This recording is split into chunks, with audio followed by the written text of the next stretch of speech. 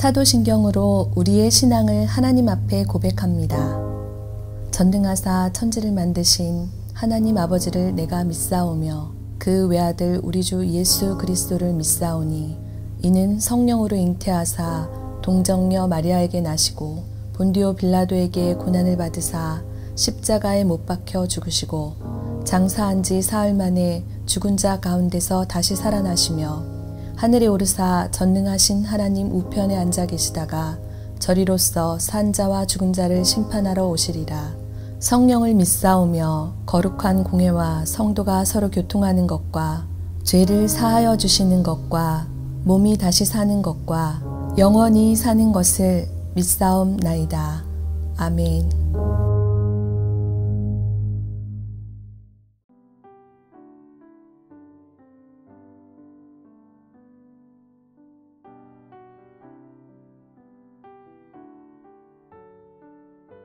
오늘은 예레미야 24장 1절에서 10절까지의 말씀을 가지고 좋은 무화과 나무란 제목으로 함께 말씀을 전하고자 합니다.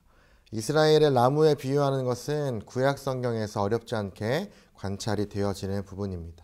예레미야가 여호와의 말씀을 불로 그리고 이스라엘을 나무로 비유하며 여호와의 심판을 말했다면 이제는 무화과 나무에 비유하고 있는 것을 볼 수 있습니다. 게다가 예레미야는 무화과를 좋은 것과 나쁜 것으로 나누어 서술합니다. 이것은 이스라엘을 좋은 것과 나쁜 것으로 나눌 것을 암시하는 것이기도 합니다. 우리는 예레미야가 바벨론 땅으로 끌려간 포로를 좋은 무화과로 그리고 가나안 땅에 남아있는 자를 나쁜 무화과로 서술한다는 것을 주목해서 관찰해야 합니다. 그렇다면 성도 여러분, 여러분은 좋은 무화과입니까? 아니면 나쁜 무화과입니까? 우리는 세상에 속한 자입니까? 아니면 우리는 하나님께 속한 자입니까? 우리가 하나님 앞에 온전히 속한 자들이 되어야 함을 기억하며 다시 한번 우리들의 모습을 돌아보았으면 합니다. 좋은 열매를 맺기 위해서는 먼저 좋은 나무여야 합니다. 나쁜 나무인 가시나무 엉겅퀴에서 포도나 무화과 열매를 맺을 수 없기 때문입니다. 잠언에 나오는 말씀입니다. 사람이 입에서 나오는 열매로 말미암아 배부르게 되나니 곧 그의 입술에서 나는 것으로 말미암아 만족하게 되느니라고 말합니다. 여러분, 우리가 내뱉는 말은 바로 열매입니다. 사람은 말의 열매로 배가 부르고 만족합니다. 그러나 잘못된 열매를 먹으면 배탈이 나고 심지어 죽기에 이르게 된다라는 거죠. 그렇게 우리는 온전한 말, 바른 말을 하고 귀한 하나님의 열매가 되어야 함을 분명히 기억할 수 있었으면 합니다.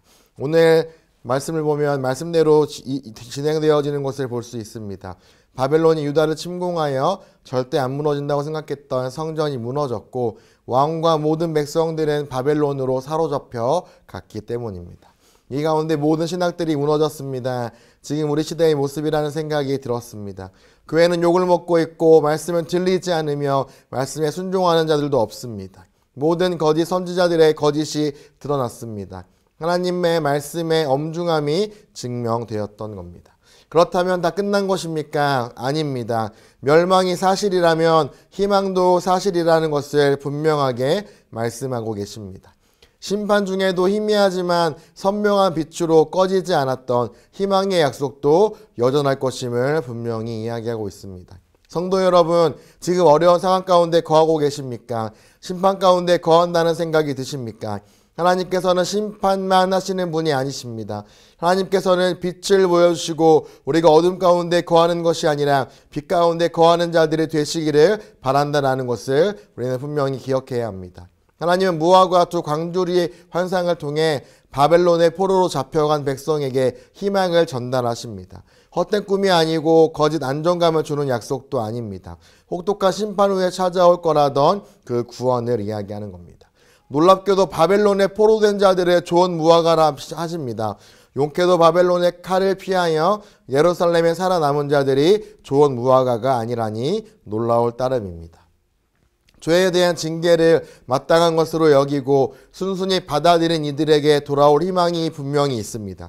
죄의 대가를 치름으로써 전심으로 돌아온 자들을 회복하여 그들을 통해 나라를 다시 세우실 것이기 때문입니다.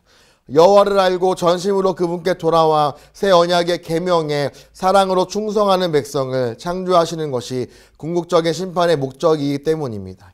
거짓 선지자의 말에 안심하며 항복 요구를 거절한 이들이 있습니다. 포로됨을 피하여 예루살렘에 남았거나 애굽으로 도망하여 목숨을 부지했지만 그것은 동시에 회개를 거절한 도망이었습니다. 죄란 무엇입니까? 하나님의 율법에 불순종하는 것입니다. 하나님의 율법이 구약에는 613가지나 된다고 합니다.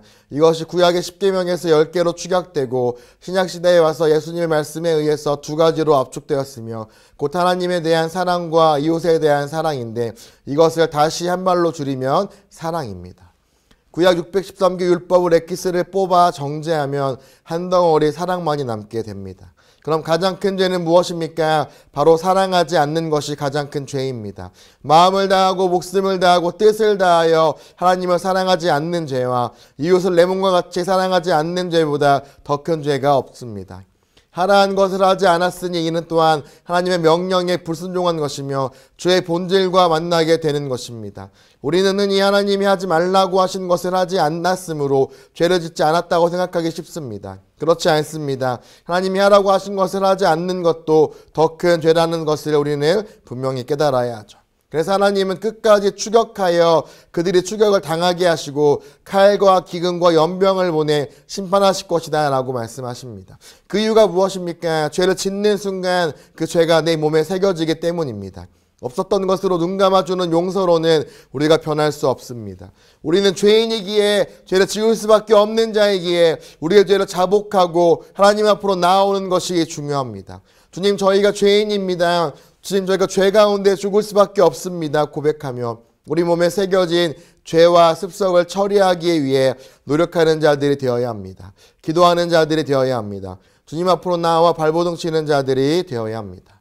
그렇다면 우리는 우리의 몸에 새겨진 죄와 습성을 어떻게 처리해야 합니까? 우리에게 쌓이는 것은 죄책만이 아닙니다.